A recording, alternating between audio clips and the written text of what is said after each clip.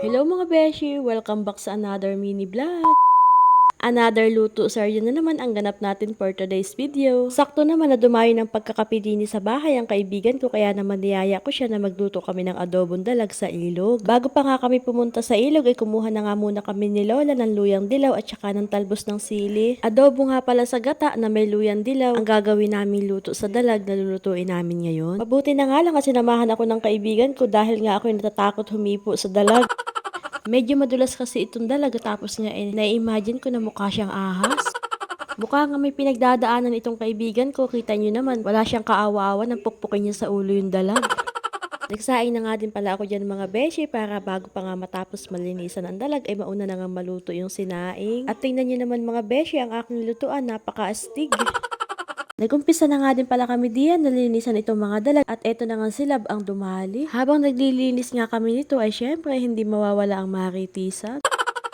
Sayang-saya nga kami diyan habang nagkukwentuhan hanggang sa tumalon nga yung dalag. Kung makapalakat nga kami diyan, akala mo naman ay makakawala pa yung dalag eh. Sa tunay lang ang mga beshi, nung buhay pa nga itong dalag ay talaga namang nakakatakot hawakan. Medyo madulas nga din kasi ito, tapos malikot, panay ang pilanti, kaya naman panay din ang talsik. Bago pa nga namin nakatay itong mga dalag ay tunay ka namang napakadami din namin pinagdaanan. Nakakatuwa pa nga mga beshi dahil parehas pa nga kami nilab na hindi marunong magkatay ng ganito. Tingnan nyo't pinukpok niya pa talaga ng bato. Hindi na nga din pala namin natanggal yung mga palikpik ng dalag dahil nga napakatalas ng aming kutsilyo, ayaw tumalab. Pagkatapos naman namin mahiwa lahat itong mga dalag ay eto nga at hinugasan ko na. Oy, wag kayong ano dyan, malinis ang ilog.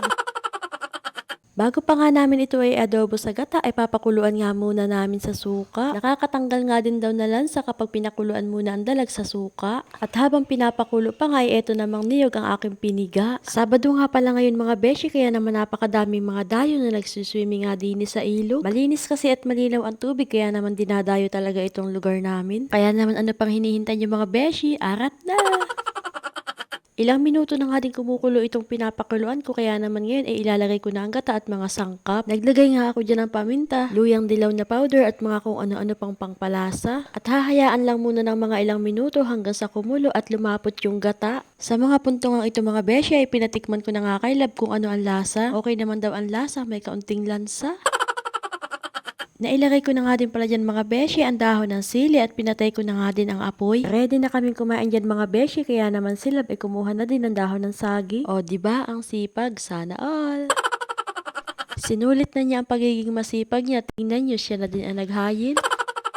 Magbubudol fight nga pala kami mga beshi for today's video. Matagal na nga namin ito plinano pero lagi nga nauudlo. Hanggang sa lumuwas na nga din yung isa naming kaibigan. Madalas talaga kapag inaplano ay lalo ngang hindi natutuloy. First one.